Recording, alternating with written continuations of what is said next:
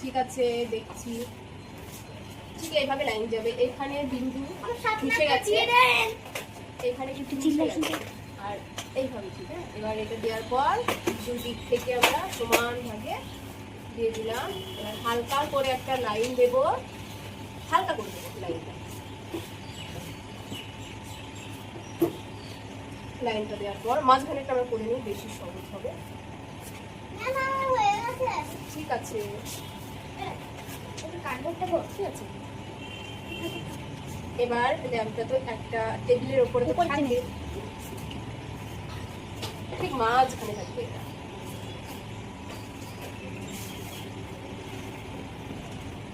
Jack system সহজ মনে হচ্ছে, এটাও আঁকবে।